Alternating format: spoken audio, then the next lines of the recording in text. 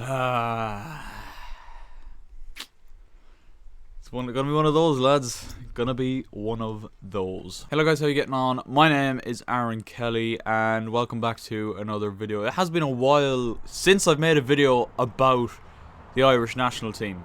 There's been a lot of dark times recently. We look back to our most recent defeats to the likes of Luxembourg. And you know, there's definitely been those times where I wanted to make videos about the Irish national team, but I never felt like it could add anything good to the situation. I'm not saying this video will either, but there hasn't been an awful lot to be cheery and happy about the Irish team in recent times. We've had a massive stinker in the World Cup qualifiers so far, and don't get me wrong, going into last night's game against Portugal, I wasn't expecting anything, and I think any non-delusional Irish fan will tell you the same thing, that on paper Ireland should be absolutely nowhere near Portugal in terms of quality. They're the 8th best team in the world. They were a lot of people's favourites to win Euro 2020. Obviously that's not what transpired, yet they've still got some of the best players in the world. You look at their starting 11 last night. At the back you have the likes of Ruben Dias, João Cancelo, Rafa Guerreiro, Pepe, and then going forward you've got the quality in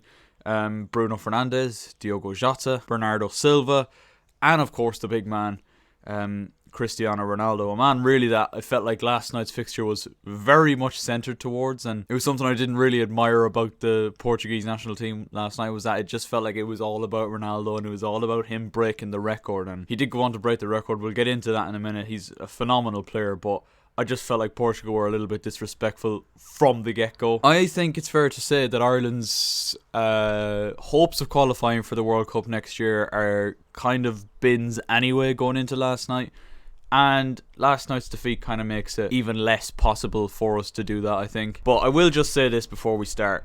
Last night's performance was a performance that is the benchmark of what we expect in terms of effort from this team. I don't think this Ireland team is very good in terms of quality. And before you start saying in the comments, oh well, Ireland were always going to lose to Portugal, on paper, yes, Ireland are not very good. You look at the squad, it's a lot of players playing in like the lower divisions in England, and Portugal have all these absolutely star quality men. Like I get that, like 100% agree, but Ireland put in a performance last night that everybody could be proud of. Like the effort was absolutely unbelievable, throwing bodies on the line, holding out for I think it was like 88 minutes without conceding against this unbelievably talented Portugal team. But let's get into the meat and drink of this game then. And the game started off really with Portugal getting that penalty very early on, and obviously Bruno Fernandes goes down under a tackle from Jeff Hendrick. Now I think on paper, I'm looking at this and I'm saying it looks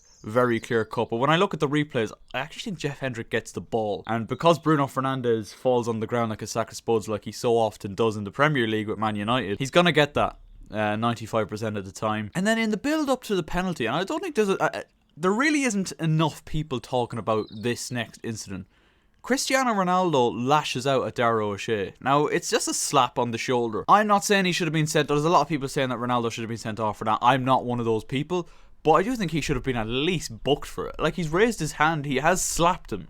Do you know what I mean? He has slapped him. And I don't care if it's Cristiano Ronaldo. If it was Lionel Messi, I would be saying the same thing. If it was Frank Lampard, Didier Drogba, some of my favourite players growing up, if it was one of them, I'd be saying the same thing. It's a slap. It's a yellow card, I think. But anyway, Ronaldo steps up to take the penalty, and I think he was one goal away from breaking the world record for men's goals in international football, and this was going to be his big chance, but Gavin Bazunu makes the save. It wasn't a great penalty by Cristiano Ronaldo, to be quite honest. Someone who's usually so reliable from the spot, he kind of hits it at a decent height, decent power on it, but nowhere really near a corner. It was a nice height for Bazunu as well, but that is a moment that Gavin Bazunu will cherish for the rest of his career and his life, I'm sure.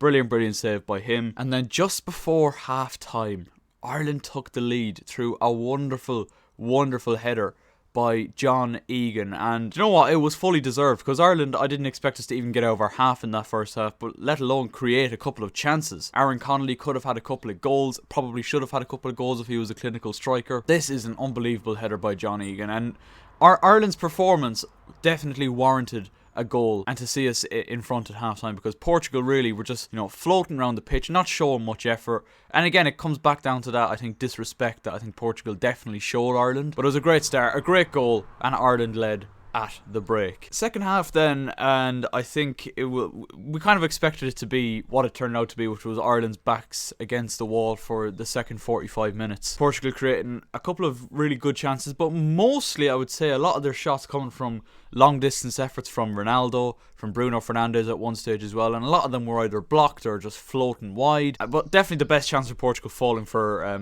Bernardo Silva when he skipped into the box and sent everyone flying, but smashes the ball from about 5 yards over the crossbar. And to be honest, at that point I kind of did think it might be fate that Ireland win this game, to be quite honest, because Bernardo Silva 9 times out of 10 takes those chances. But not on this occasion, and it was quite unbelievable that he didn't. Then the next major incident involving the referee Matej Zhug, which I've decided to name and shame because it was one of the worst refereeing performances that I've ever seen, and mainly because of this next incident. Like, we talk about, could Ronaldo have been booked or possibly sent off for the slap on Dara O'Shea? This next one is the worst decision of the whole game, and we'll talk about other decisions he made and other choices he made here and there, but this one, right, the ball comes into the box from Adam Idah, it's chested down to Aaron Connolly about 10 yards out from goal, and Paulinho comes in and absolutely mills into the back of Aaron Connolly, and the referee doesn't even give it. VAR even looks at it and nothing's given. It's one of the most clear-cut penalties that I've ever seen in my life, and I can't believe it wasn't awarded to Aaron Connolly. That incident was around the hour mark and Ireland were still 1-0 up, so if Ireland get the penalty and score it, go 2-0 up inside the hour, it makes it a massive uphill task for Portugal, especially when Ireland are more often than not playing 11 men behind the ball. Clear cut, and I think it was one of the few turning points in the game, but a massive turning point in this game that penalty wasn't given, and it was an absolute disgrace that it wasn't. We keep going then, and the game goes into added time, and that is when Portugal got their equaliser, and Cristiano Ronaldo, of course, was the man that did it. Obviously recently moved back to Manchester United, and now the Manchester United fans really getting a taste of what they're going to be getting from a 36-year-old Cristiano Ronaldo, and it was vintage Ronaldo. What a header it was. I think it was Gonçalo Guedes with the cross, and I said this at the time, James McLean I think was very poor for it, and the second one is a very similar header into the box, and this one is actually a better header. The fact that Ronaldo's moving backwards, the neck muscles he gets on that, it was credit where it's due. Ronaldo obviously misses the penalty, has very little of an influence in the actual game, but then pops up when it matters with two massive goals for Portugal, and heartbreak for Ireland. But I will say the second goal, and he did it in the first half as well, the referee, he actually played a minute over added time. In this he plays I think about 20 to 30 seconds added time, when Ireland had cleared it a couple, like Jeff Hendrick clears it at one stage, comes back into the box, but like when the clock ticked over the 5 minutes of additional time, Portugal were passing it around the back between Ruben Diaz and Pepe.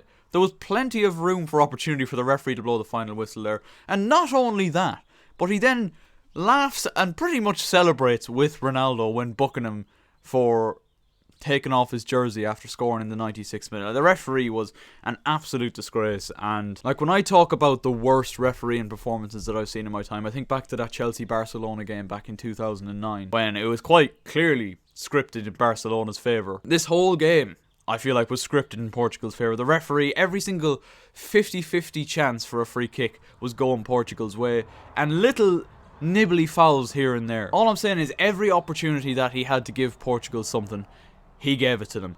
And I think the penalty that was actually given was not a penalty. Personally, I think Jeff Hendrick actually gets the ball off Bruno Fernandes, and Ireland should have had a penalty. There was actually another incident, actually, we'll call it fair, where I think it might have been Andre Silva gets clipped in the box. It probably would have been a soft penalty, but you've seen them given. That Andre Silva incident was actually more of a penalty than the Bruno Fernandes incident that was actually given. So this referee was an absolute joke, man. But it leaves Ireland in a really tough situation now. Obviously we play Azerbaijan on Saturday, and that needs to be a win now. Obviously we still have 0 points on the board, and I've just kind of accepted facts at this point that it's very unlikely that Ireland progress to the World Cup next year. And let's be honest, I'd accepted that probably before kick-off last night, but the performance was worthy of getting at least a point for Ireland, and it was really heartbreaking stuff, and the referee certainly did not help. But Cristiano Ronaldo proving once again why he is one of the greatest footballers of all time, lads. I hope you did enjoy the video. We move. The lads have to pick themselves up. It was a fantastic performance, one of the best I've seen in years from this Ireland team, and hopefully we can raise the morale and get a win against Azerbaijan on Saturday. But lads, leave a like if you enjoyed, and subscribe to the channel if you haven't already, and I will catch you later.